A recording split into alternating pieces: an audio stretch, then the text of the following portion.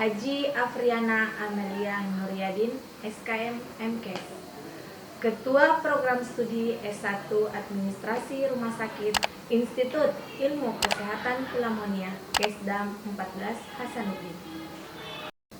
Saya adalah dosen pengampu mata kuliah Manajemen Sumber Daya Manusia Kesehatan. Dalam kesempatan ini, saya menjelaskan deskripsi mata kuliah yang saya ampu. Nah, mata kuliah Manajemen Sumber Daya Manusia Kesehatan adalah mata kuliah yang membahas tentang seperti apa perkembangan terbaru, permasalahan dan isu-isu penting dalam pengelolaan manajemen sumber daya manusia di Indonesia. Di mana materi yang akan dipelajari dalam mata kuliah ini diantaranya ada konsep dasar manajemen sumber daya manusia kesehatan, ada perencanaan dalam sumber daya manusia, ada rekrutmen dan seleksi, serta evaluasi. Kemudian ada materi terkait pengembangan sumber daya manusia, promosi dan mutasi, kompensasi, ada disiplin kerja, motivasi kerja, kepuasan kerja, pemutusan hubungan kerja, kepemimpinan, dan yang terakhir itu adalah kesehatan dan keselamatan kerja. Capaian pembelajaran dalam mata kuliah ini diantaranya bagaimana mahasiswa mampu untuk mengidentifikasi konsep manajemen sumber daya manusia kesehatan.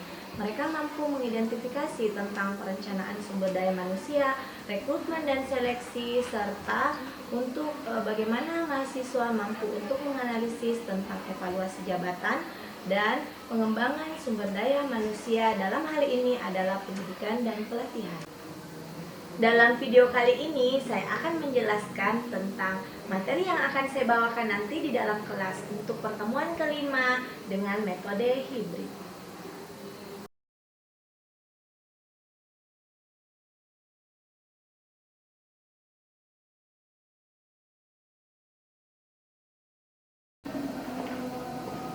Assalamualaikum. Waalaikumsalam.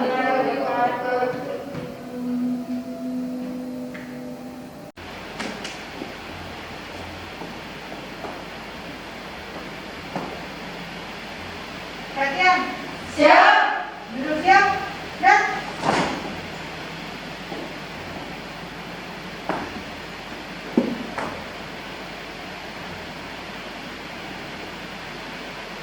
lapor AS 3A jumlah 40 kurang 3 hadir 37, 21 luring, 16 daring. Keterangan 1 izin, 2 sakit. Selanjutnya siap mengikuti perkuliahan dengan metode hybrid.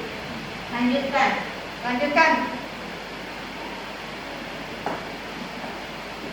Sebelum kita memulai perkuliahan, ada baiknya kita berdoa menurut agama dan kepercayaan kita masing-masing.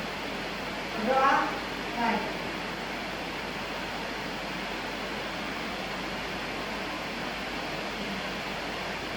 Selesai. Istirahat di tempat. Gerak. Selamat siang.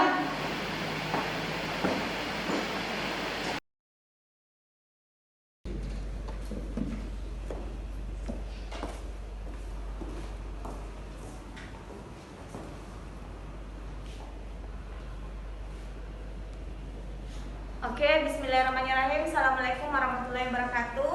Waalaikumsalam warahmatullahi wabarakatuh. Teman-teman, hari ini kita melaksanakan perkuliahan secara gabungan atau ya, untuk teman-teman jangan pernah merasa bahwa dengan adanya pandemi ini kita tidak mampu untuk melaksanakan atau mengikuti perkuliahan karena pemerintah memberikan mengajukan atau memberikan metode terkait dengan adanya pelaksanaan metode hibrid. Metode hibrid itu adalah teman-teman bisa atau mampu melaksanakan perkuliahan secara tatap muka di dalam kelas, dan ada juga yang melaksanakan perkuliahan di metode dengan menggunakan aplikasi Zoom. Untuk ini di pertemuan kelima saya akan mengulang kembali seperti apa metode materi-materi yang sudah didapatkan di minggu lalu. Untuk teman-teman mungkin masih ada yang ingat terkait metode di pertemuan 4 minggu lalu itu adalah materi terkait evaluasi jabatan. Mungkin masih ada dari di antara teman-teman. Ada? Izin Bu, ya silakan. Ibu, terima kasih kesempatannya. Jadi materi pada pertemuan sebelumnya di pertemuan keempat itu Ibu menjelaskan mengenai materi evaluasi jabatan. Nah, di mana evaluasi jabatan itu merupakan proses atau suatu proses sebagai dasar untuk menentukan nilai suatu jabatan sebagai dasar untuk penentuan kelas jabatan pegawai maupun pihak lain yang ada di dalam perusahaan. Nah, selain itu evaluasi jabatan juga digunakan untuk mengetahui berapa jumlah gaji atau berapa struktur penggajian di dalam perusahaan. Nah, kan di dalam perusahaan itu Bu, jabatannya berbeda-beda. Nah, tentu saja jika jabatan berbeda maka penggajiannya juga berbeda, juga gajinya juga berbeda sesuai dengan jabatan yang dimiliki oleh pegawai di perusahaan tersebut. Oke, terima kasih. Ada yang lain? Silakan mungkin dari teman-teman Zoom yang ikut Zoom, ada yang ingin mengutarakan atau ada yang ingin berpendapat mengenai materi apa yang kalian sudah dapatkan di minggu lalu. Oke, mungkin saya persilakan kepada Adi Nadia untuk menjawab atau untuk memberikan tanggapannya terkait materi yang telah saya bawakan untuk minggu lalu. Ya, Ibu, terima kasih atas kesempatan yang Ibu berikan. Terkait materi minggu lalu yang Ibu berikan, yaitu tentang evaluasi jabatan. Nah, di dalam evaluasi jabatan ini bisa juga disebut sebagai penilaian jabatan, yang dimana di dalamnya terdapat suatu proses yang sistematis dan teratur dalam menentukan suatu jabatan. Nah, di dalam evaluasi jabatan ini mempunyai sifat yang relatif dan juga mutlak. Adapun tujuan dari evaluasi jabatan ini yaitu digunakan untuk menentukan tingkat upah yang tepat dan adil di antara jabatan-jabatan yang ada. Ya, terima kasih. Terima kasih Adi Nadia atas pendapatnya. Untuk teman-teman, hari ini saya akan melanjutkan materi terkait materi MSDM, mata kuliah MSDM terkait materi pengembangan SDM. Untuk pengembangan SDM, pengembangan itu biasanya dikatakan bahwa seperti apa peningkatan pribadi yang dilakukan oleh seseorang untuk mencapai suatu rencana karir dan seperti apa peningkatan oleh departemen personal untuk mencapai suatu rencana kerja. Di samping itu adalah kita akan suatu organisasi harus memerhatikan skill. Yang pertama adalah ada knowledge dan ada ability. Nah, 3 poin penting ini itu yang akan dijelaskan kembali seperti apa tujuan dari pengembangan SDM. Tujuan dari pengembangan SDM itu adalah untuk meningkatkan kualitas profesionalisme dan bagaimana keterampilan karyawan di dalam melaksanakan tugas dan fungsinya secara maksimal atau optimal.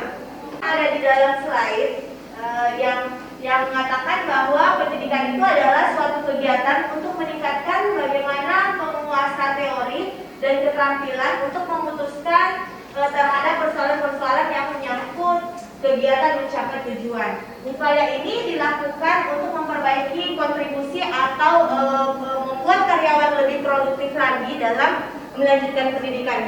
Itulah kenapa kami sebagai dosen yang melaksanakan atau melakukan pengajaran kepada teman-teman atau adik-adik ini diupayakan kami harus mampu melanjutkan pendidikan yang lebih tinggi lagi. Karena kami mulai sekarang tidak ada kami diwajibkan untuk melanjutkan pendidikan. Disinilah ini pengertian tentang pendidikan. Pendidikan itu adalah usaha sadar yang terencana untuk mewujudkan suatu belajar dalam proses pembelajaran agar peserta didik atau kita yang diberikan pelatihan itu adalah kita yang diberikan pendidikan itu mampu untuk mengembangkan potensi diri, untuk memiliki kekuatan spiritual agama, mengendalikan pengendalian diri, kepribadian, kecerdasan, serta akhlak mulia, beserta seperti apa keterampilan yang dilakukan diri kita serta di masyarakat. Ini pengertian dari Undang-Undang RI nomor 20 tahun 2003, latihan secara implisit menjadi bagian dari pendidikan. Apa yang mempengaruhi proses pendidikan itu dibedakan menjadi dua. Yang pertama itu adalah perangkat lunak, yang kedua itu adalah perangkat keras, di mana perangkat lunak itu adalah software yang mencakup bagaimana kurikulum, bagaimana proses organisasi pendidikannya, dan bagaimana proses metode belajar. Yang kedua itu adalah perangkat keras, di mana hardware yang meliputi fasilitas yang mencakup gedung dan perpustakaan. Itu ada dikatakan sebagai pendidikan dan ada juga untuk pemberian pelatihan. Guna untuk pemberian pelatihan pendidikan dan pelatihan ini adalah untuk bagaimana agar seseorang mampu memperlihatkan skillnya atau bagaimana kemampuan. Oke, untuk sekarang kita akan pelajari seperti apa itu pelatihan, yang dimana pelatihan merupakan proses pendidikan jangka pendek yang menggunakan prosedur dan yang sistematis dan terorganisasi, yang mana tenaga kerjanya itu non material yang mempelajari tentang pengetahuan dan keterampilan teknis untuk tujuan-tujuan tertentu. Dilakukan di dalam pengembangan SDM itu ada dikatakan pendidikan, karena pendidikan itu adalah suatu kegiatan untuk meningkatkan seperti apa penguasaan teori dan keterampilan untuk memutuskan semua persoalan-persoalan yang ada di dalam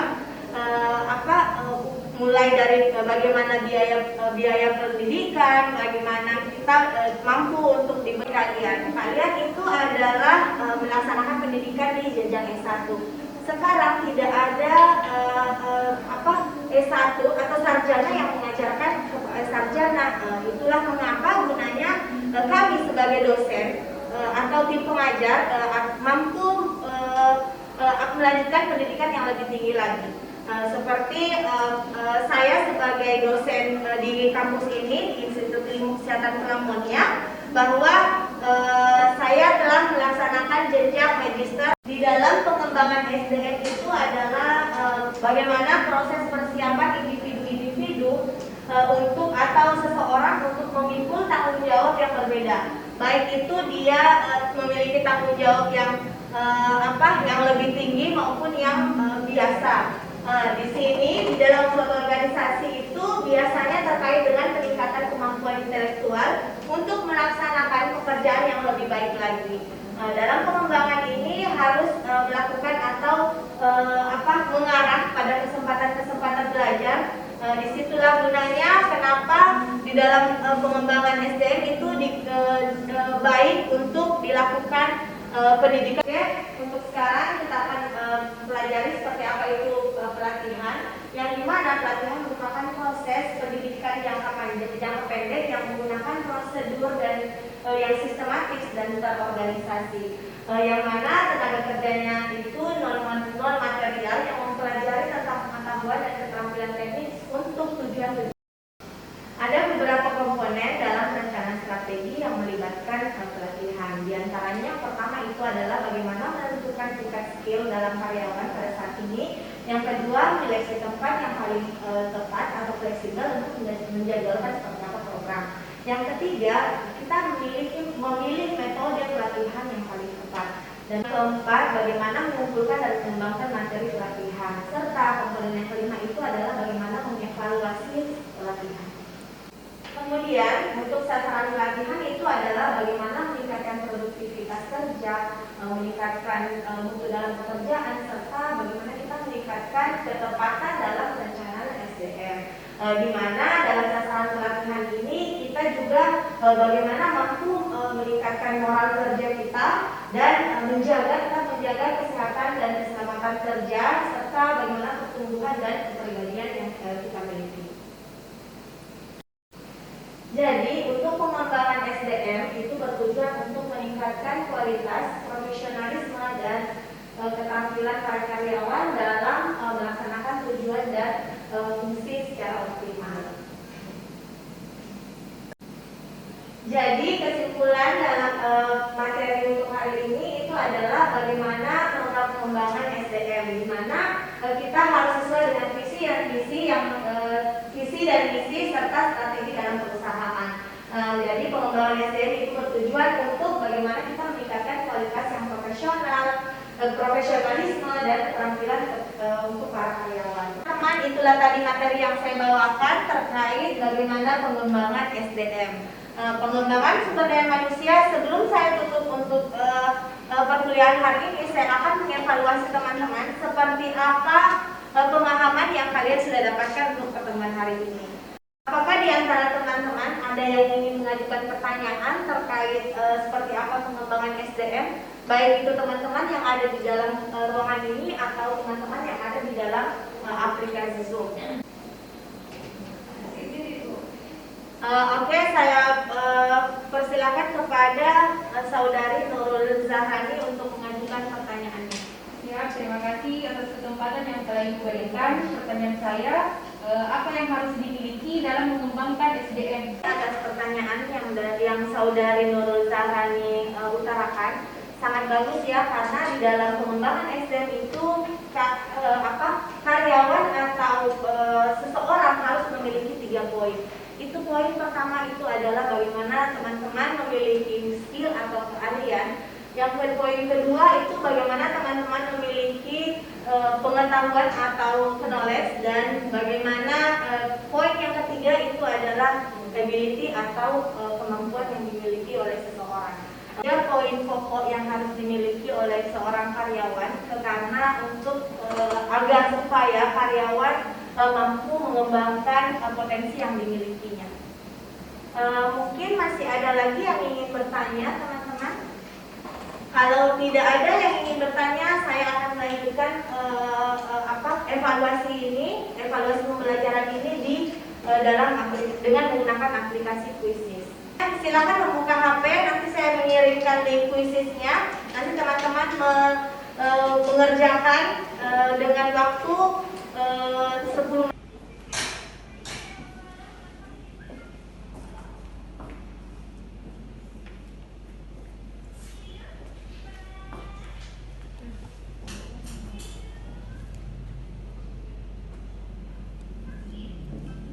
teman-teman, mari kita lihat hasil evaluasi untuk hari ini. Yang mendapatkan nilai 100 itu adalah Juniarti Andini. Kemudian yang nomor 2 itu adalah Muhammad Ridwan dan Muhammad Nur Hidayah.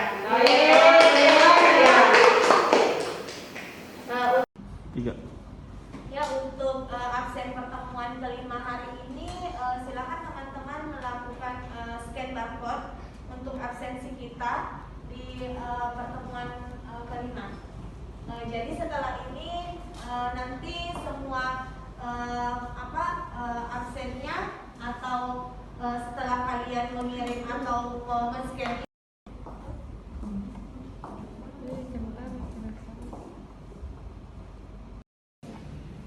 Oke, untuk teman-teman, untuk minggu depan kita akan melanjutkan materi terkait promosi. Jadi saya akan memberikan tugas kepada teman-teman bahwa kalian mencari jurnal dan menganalisis seperti apa untuk materi berikutnya. Untuk materi promosi kita akan melihat bagaimana promosi jabatan, karena kita sudah menjelaskan, sudah mempelajari terkait pengembangan SDM. Kita akan melanjutkan lagi materi di minggu depan, itu adalah materi promosi. Teman selanjutnya kita akan saya akan memberikan tugas kalian mencari 5 buah jurnal atau 5 jurnal untuk dilakukan dan kalian analisis. Kemudian minggu depan kita akan mendiskusikannya. Oke, baiklah teman-teman, untuk pertemuan hari ini saya tutup dengan kata alhamdulillah. Wabillahi taufiq wal hidayah. Assalamualaikum warahmatullahi wabarakatuh.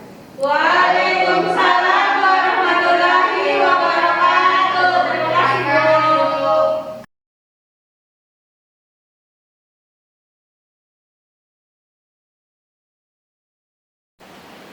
itulah tadi video pengajaran saya. Semoga apa yang saya tampilkan di video kali ini dapat bermanfaat untuk kita semua. Dan sampai jumpa di kesempatan berikutnya. Wabillahi taufiq wal hidayah. Assalamualaikum warahmatullahi wabarakatuh. Audio Jungle.